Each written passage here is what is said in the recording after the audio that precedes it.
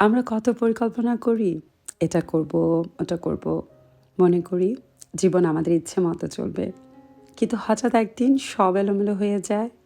মানুষ ভেবে বসে সব কিছু তার নিয়ন্ত্রণে, কিন্তু একদিন আসে বুঝতে পারি আমার হাতে আসলে কিছুই নেই, সব কিছুই সেই একজনের হাতেই, যার ছোঁয়া ছাড়া আমরা কেউই কোথাও থাকতামই না। সৃষ্টিকর্তার অনুগ্রহ ছাড়া আমরা কতই ক্ষুদ্র, কতই সীমিত। আসসালামু আলাইকুম, হ্যালো এভরিওয়ান। কী অবস্থা সবার, কেমন আছেন? আশা করছি সবাই ভালো আছেন। আলহামদুলিল্লাহ, আপনাদের সকলের দোয়া আমিও ভালো আছি। এবার 2026-এর আগে বেশ কিছু পণ করেছি যে এনিহাও আমাকে বছরের শুরুর দিনটার আগে এই কাজগুলো শেষ করতে হবে। তার মধ্যে হচ্ছে এই সেলফগুলো, এই সেলফগুলোতে গত প্রায় 1 বছর একদমই হাত পড়েনি আমার। মানে বোঝাতে চেয়েছি যে গোছানোর জন্য। তাই এটার অবস্থাটা আগে একটু দেখিয়ে নিলাম যে কি খারাপ অবস্থায় হয়ে আছে। তো আজকে আসলে সেই পণ অনুযায়ী কাজ করা শুরু করব। তো ফার্স্টেই আসলে এই পুরো সেলফগুলোকে আগে গুছিয়ে নিব, যেটা গত 1 বছরে করব করে আসলে করাই হয়নি। যদি আমি আমার রুমের অবস্থাটা দেখাই, এই যে সব নামিয়েছি। আসলে ওই জায়গাটা দেখতে মনে হয় অনেক ছোট, কিন্তু মাশাআল্লাহ অনেক জায়গা হয় আর কি, স্পেস হয়। এই যে আমার টেবিলের অবস্থা, তো মোটামুটি এই পাশটা কিন্তু আমি এখন ধরিনি, শুধু এই দুটো সেলফ আর এই পাশে দুটো সেলফ, এগুলো থেকে এত কিছু বের হয়েছে মোটামুটি। সো এখন এগুলো আমি সব সর্ট আউট করবো, যা যা ফেলার। অনেক বেশিরভাগ আসলে ক্রাফটিংয়ের জিনিস ছিল, আমি আগে প্রচুর ক্রাফটিং করতাম। ইভেন তো আমার এই জানলাটার পিছনে ওই যে আরএফএলের যে বিশাল বড় বড় বক্সগুলো হয় না, তো সেই বক্সে করা মানে হিউজ ক্রাফটিং কালারের জিনিস আছে। কারণ একটা সময় আমি খুব ক্রাফটিং করতে বা ঘরের থাকে না ফেলনা জিনিস দিয়ে কোনো কিছু ক্রিয়েট করা, এগুলো খুব পছন্দ করতাম। তো এনিওয়ে, এই আর কি আপাতত সিচুয়েশন। আর এই যে ব্যাগটা দেখছেন, আমি জানি ভিডিওটা একটু অগোছালো হচ্ছে, ব্যাগ ভর্তি কিন্তু আমাদের ছবি। এখন তো আসলে প্রিন্ট আউট হয় না, প্রিন্ট করা হয় না ছবি, আমি প্রিন্ট আউট বলছি, সরি। তো একটা সময় তো আসলে প্রিন্ট করা হতো, সো তখনকার ছবি। এই যেমন দেখি, ভালোই লাগে না? আল্লাহ মাফ করুক। এই যে কেমন ছিলাম আমি, কি শুকনো ছিলাম। এনিওয়ে, এই যে আমার টুনটুনি ছোটোবেলার ছবি আছে, হিউজ ছবি আছে এখানে, পুরোনো দিনের ছবি। এই যে আপনাদের ভাইয়া, আমি জানি না দেখা যাচ্ছে কি না, এই আর কি। অনেক পুরনো ছবিও আছে, দেখাতে এখন লজ্জা লাগছে, সেগুলোও আছে। এই আরও হিউজ হিউজ ছবি আছে, এটার মধ্যে অনেক ছবি। সো মোটামুটি যা যা তখনকার সময় ওয়াশ করা হতো, তখনকার সময় বলতে মানে থাকে না কিছু ছবি আমরা ওয়াশ করিয়ে রাখি, সো ওই ছবিগুলো আসলে এখানে আছে। এই যে আমার মেয়ের জন্মের ছবি থেকে দেখা, এটা হচ্ছে তার জন্মের পরপর, মানে জাস্ট যখন নার্সরা নিয়ে আসে সামনে, তখনকার ছবি এটা। জাস্ট সিজারের পরপর যখন বের করে নিয়ে আসে, তো এটার মধ্যে আসলে সব মানে হিউজ ছবি। আর কি ছবি আছে? ও হো, পেয়েছি একটা জিনিস, এই যে দেখেন আমার ছোটবেলার ছবি। যদি এটা নষ্ট হয়ে গেছে, এটা সুন্দর করে আমি রেডি করে রেখেছিলাম। এটা কি এই জায়গাটায় আছে? I am not sure. এখানে কিছু ছবি আছে যেগুলো আসলে এটা অনেক পুরনো একটা অ্যালবামের ছবিগুলো, আসলে গুছাবো সব। ওহো, আমার মায়ের বিয়ের আগের ছবি এগুলো। এই যে আম্মু, এটা আম্মুর বিয়ের আগের ছবি। এই যে এটা আমার মার ফ্রেন্ড। আমার মা যখন কলেজে পড়ালেখা করতেন, মানে উনি তো আসলে তখনকার সময় তো ডিগ্রি ছিল, তো ডিগ্রিতে পড়াশোনা করতেন যখন। এই যে আম্মু, এই যে আমার মা। আগের ফ্রেন্ডরা কত সুন্দর করে ছবি তুলে, তাই না? এই যে, জানি না ক্লিয়ার দেখা যাচ্ছে কি না, এই আর কি। এই যে আম্মু, এটা এটা আমার মা রেখে দিয়েছি। আমার কাছে আসলে অনেক ছবি আছে, এই আর কি। যাই হোক, এগুলো কে না বললাম এমনিতেই। এনিওয়ে, আমি না কিন্তু, কেউ একজন। যাই হোক, এগুলো বের হয়ে গেছে, সেটা ফ্ল্যাশ না করি, গোপন জিনিস। পেয়ে গেছি, এই যে আমার ছোটবেলা। এই যে আমি তখন মনে হয় 1 বছর মতো হয়েছে, বা হয়তো মাত্র দাঁড়াতে শিখেছি, তো 1 বছর বা 1 বছর একটু কম সময় হবে আর কি। এই যে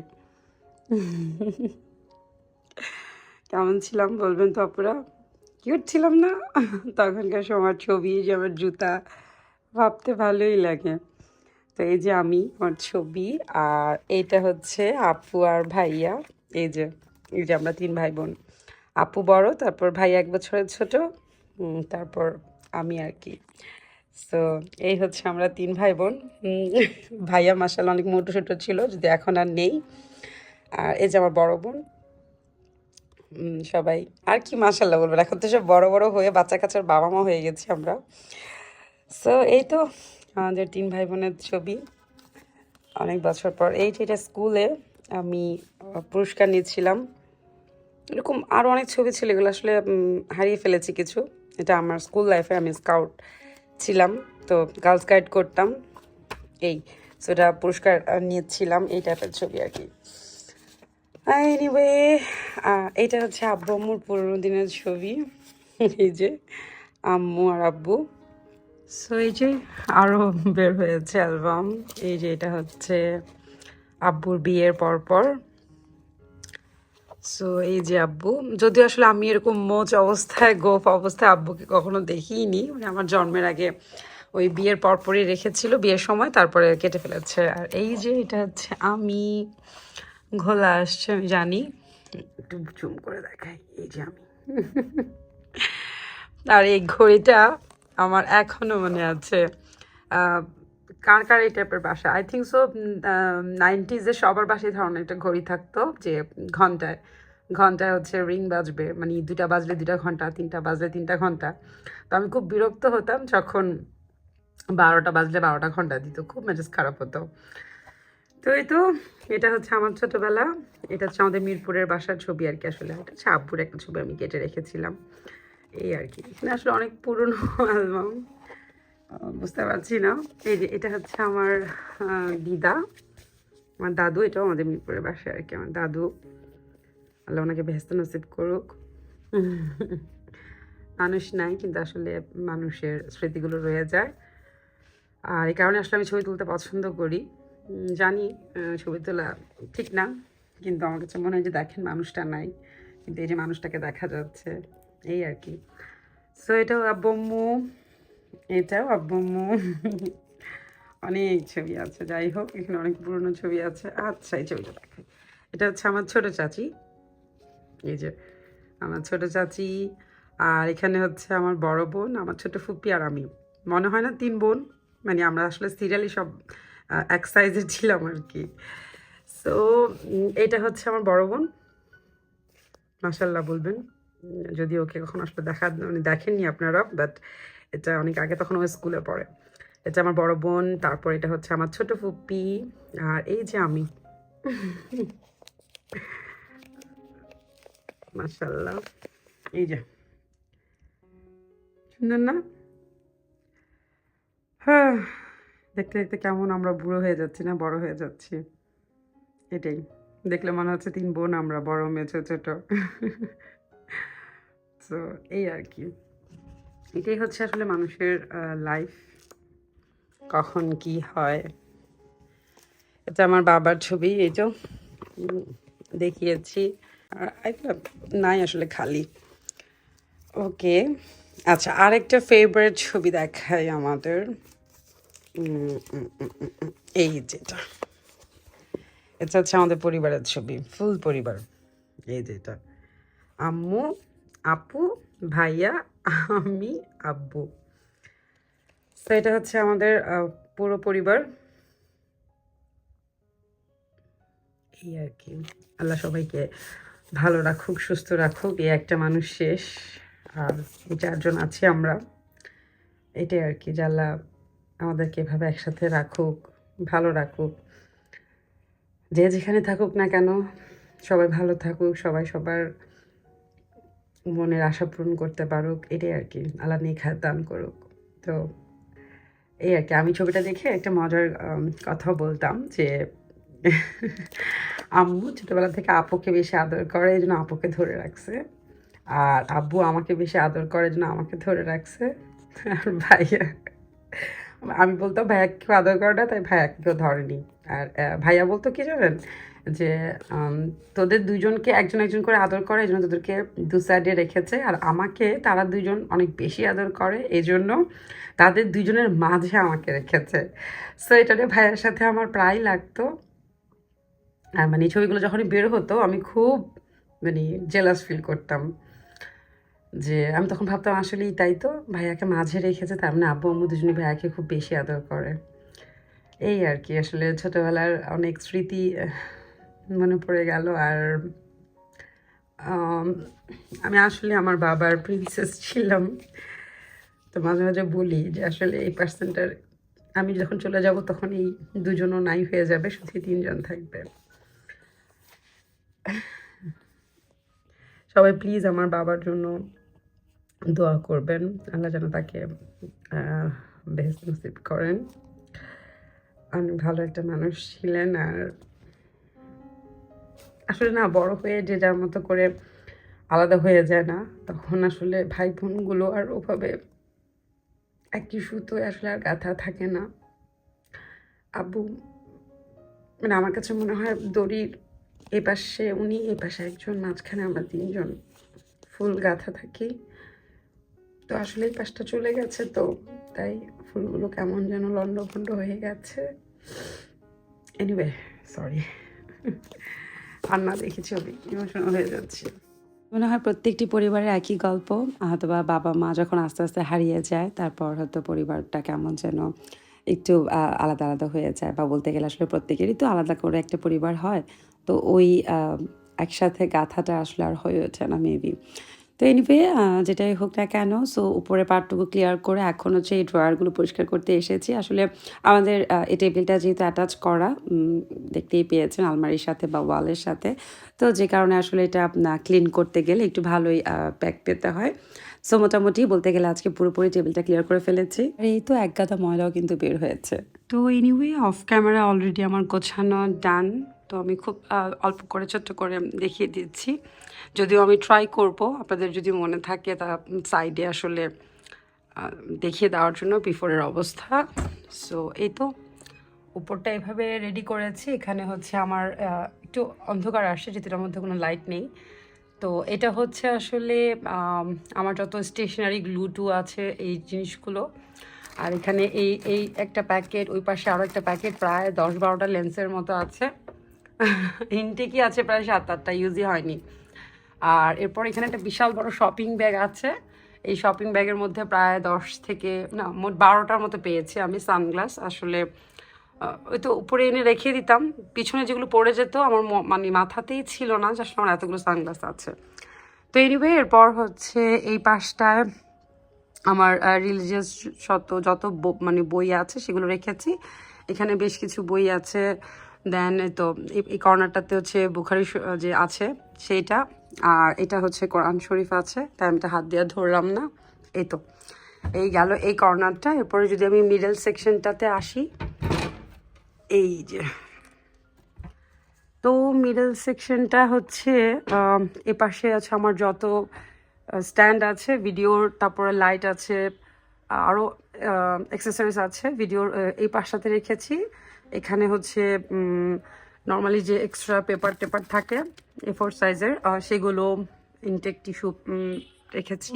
এটার উপরের পরে নিচের পার্টটাতে হচ্ছে আমার মোটামুটি সকল ধরনের জার্নালিংয়ের যত বিভিন্ন প্যাড আছে সেগুলো। আমি আসলে টুকটাক জার্নালিং করি, যদিও কখনো এটা লাইফে শেয়ার করা হয়নি আপনাদের সাথে। আর বিভিন্ন ধরনের স্টেশনারি ছোটো ছোটো 2026-এর জন্য নতুন করে আবার বেশ কিছু কালেকশন করা হয়েছে, যেগুলো ইনশাল্লাহ আমি কোনো একটা ভিডিওতে দেখিয়ে দিব। আর এই পাশে হচ্ছে আমার রেগুলার ইউজের যে স্ট্যান্ড আছে সেগুলো আছে ছোট 2টা। আর এই যে বোতলটা উকি দিচ্ছে, এটা হচ্ছে জমজমের পানি, ওই যে বললাম রিলিজিয়াস সকল কিছু ওই পাশটাতে আর কি। তো এই হচ্ছে একটা সাইড। আর এই সাইডটা যদি দেখাই, তাহলে এই সাইডে হচ্ছে এটার মধ্যে সকল ধরনের স্টেশনারি, লাইক যত ধরনের মার্কার আছে, তারপরে হাইলাইটার আছে। আমার অনেক হাইলাইটার আছে, আমার খুব ভালো লাগে এগুলো কালেক্ট করতে প্লাস ইউজ করতে। এবং কালারিং প্যান আছে, সব উপরে উঠিয়ে রেখেছি। আর এটার মধ্যে হচ্ছে সব মেডিসিন, যত ধরনের মেডিসিন আছে এটার মধ্যে রেখেছি। আর এটা হচ্ছে এই তো ল্যাপটপে ইউজ করার জন্য আসলে কি বলে এটাকে, ইয়ারফোন, হেডফোন যাই হোক। আর এই পাশটাতে রেখেছি হচ্ছে আমার রেগুলার ইউজের যে বই আছে, মানে আপাতত হচ্ছে আমি এই বইটা পড়ছি, এই যে এটা অটোমিক হ্যাবিটসের জেমস ক্লিয়ারের। এটা খুবই অসাধারণ একটা বই। এটা এখন আমি কমপ্লিট করিনি, যদি কখনো কমপ্লিট করতে পারি, যদি না ইনশাল্লাহ করতে পারবো, যেহেতু শুরু করেছি। সো ইনশাল্লাহ এটা অবশ্যই আপনাদের সাথে আমি রিভিউটা শেয়ার করব। এটা খুবই ভালো একটা বই। আমি যে কয়টাই চ্যাপ্টার পড়ে ফেলেছি, আমার অসাধারণ লেগেছে। আর সেকেন্ড হচ্ছে 2026-এ এটা আমার সেকেন্ড বুক। এটা তো অবশ্যই আগে ওটা শেষ করে তারপরে এটা পড়বো, think and grow rich, Napoleon হিলের। এটাও মানে ইন্টারন্যাশনালি বেস্ট সেলার একটা বই। এটাও খুবই ভালো, এটার খুব মানে চমৎকার রিভিউ দেখেছি আমি, প্লাস একটা দুটা পাতা পড়ে দেখেছি আর কি। সো আপাতত এটাকে শেষ করি, তারপর ওটা ধরবো। আর এই তো এখানে হচ্ছে বেশ কিছু পেপারস আছে আমার ইম্পর্টেন্স। দেন এটার মধ্যে হচ্ছে আমার রেগুলার ইউজের এই তো মার্কার, হাইলাইটার, পেন, ইরেজার, এই। আর দেন এটা আসলে রেখেছি একজনকে গিফট করব এটার জন্য। এটার মধ্যে একটা ডায়েরি আছে। আর এই তো ইউজের 3টা খাতা এখানে। সো মোটামুটি এই তো মানে যা অবস্থা ছিল, আমি জানি না আপনাদের মনে আছে কি না, তো ওই অবস্থা থেকেই অবস্থাতে আমার বর্তমান সিচুয়েশন। আর আসলে টেবিলে আমি তেমন কিছু রাখি না, আর টেবিলটার একটু চেঞ্জেস করব আমি খুব শীঘ্রই। সো এখানে আসলে আমার ল্যাপটপটা থাকে, আমার প্যাডটা থাকে, মানে ট্যাবটা থাকে। আর এই তো এখানে বেশ কিছু ইউজেসের পেন আছে। দেন আমার ডেইলি শিডিউলের ডায়েরি থাকে একটা, এটা একটা জার্নাল, ছোটো ছোটো প্যাডস, এই। আর এটা হচ্ছে মোবাইল স্ট্যান্ড থাকে, তেমন কিছু না। এটা হচ্ছে নর্মালি ছোটো ছোটো পেজ বা ডাস্টবিন আর কি, বলতে গেলে মিনি ডাস্টবিন। আর এই পাশে তো থাকে একটা বোর্ড, এটা 2026-এ আবার যখন কিছু ইউজ হবে কাজে লাগবে, এই। আর এদিকে থাকে আমার একদম রেগুলার ইউজের যত ইসলামিক বই আছে সেগুলো। এই দুটো বই তো আমি আপনাদেরকে এর আগেও বহুবার দেখিয়েছি। এই তো এক ঝলক একটু দেখিয়ে দিলাম, এই। আর এটার মধ্যে হচ্ছে আমার কালেক্ট করা জিনিস থাকে আর কি। আর এখানে একটা এফবি থাকে, এই। সো মোটামুটি এই হচ্ছে অবস্থা। আর অলরেডি কিন্তু আমি অফ ক্যামেরা এই যে 3টে ড্রয়ার দেখছেন, ও আমার বিয়ারটা ঘুরে গেছে। সো অফ ক্যামেরা আমি এই 3টা ড্রয়ার গুছিয়ে ফেলেছি, অল্প একটু হয়তো আপনাদের সাথে তখন শেয়ার করেছিলাম। দেন এই আমার সাইড টেবিলের এই 2টো ড্রয়ার, তারপর হচ্ছে ওই পাশের সাইড টেবিলের 2টো ড্রয়ার, মোটামুটি এগুলো গোছানো শেষ। আর এটা আসলে এখানে আছে কারণ এটা উপরে চলে যাবে, এই যে জায়গাগুলো তো অনেক ইউজ জিনিস আছে আমার। তো মোটামুটি অলরেডি আমি কাজ শুরু করে দিয়েছি ইনশাল্লাহ। আর বাকি আছে শুধু হচ্ছে আমার এই জিনিসটা, এইটা, আর এই যে আলমারিটা। সো মোটামুটি এইটাও আজকে সন্ধ্যার মধ্যে ধরে ফেলবো, মানে আমার টার্গেট হচ্ছে 1 তারিখের আগে সব কিছু ক্লিন করে ফেলা। মোটামুটি তো অনেক কাজ করলামই। তো এরপর আসলে খাওয়া দাওয়ার পর একটু বাইরে বের হলাম। আম্মুকে বলছিলাম যে আমার ভালো লাগছে না, একটু বাইরে থেকে ঘুরে আসি। কারণ সারাদিন যেহেতু অনেক কাজ করেছি, তার মধ্যে থেকে বাইরে যেহেতু এত শীত পড়েছে, আর এমনিতেও যত ঋতু আছে তার মধ্যে থেকে শীতকাল আমার সবচেয়ে পছন্দের ঋতু, বা বলতে পারেন যে আমি সারাটা বছর বসে থাকি শীতের জন্য। সো এই কয়দিন যেহেতু অনেক শীত পড়েছে, একদমই বাসায় মন টিকছিল না। আর আজকে যেহেতু অনেক কাজও করলাম, তো ভাবলাম যাক নিজেকে একটু ট্রিট দিয়ে আসি। সো কোথায় যাওয়া যায়, তো একটাই তো রাস্তা আছে। তো ভাবলাম যেহেতু অফিস ডেগুলোতে অন্য কোথাও গেলে জ্যামে পড়তে হবে, তাহলে না হয় 300 ফিট থেকে ঘুরে আসি। তো 300 ফিটে যাবার পর মনে হলো যে আমি মনে হয় একটা দুটো জায়গা ওরকম সিলেক্ট করে রেখেছিলাম কাছাকাছি কোথাও পূর্বাচলে, যেখানে যাওয়া যেতে পারে।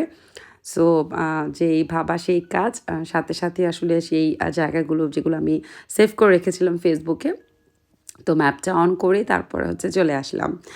সো বলতে গেলে এই জায়গাটা এসে এত ভালো লেগেছে, খুবই সুন্দর একটি জায়গা। এক্সাক্ট লোকেশনের নামটা আমার মনে নেই মুহূর্তে।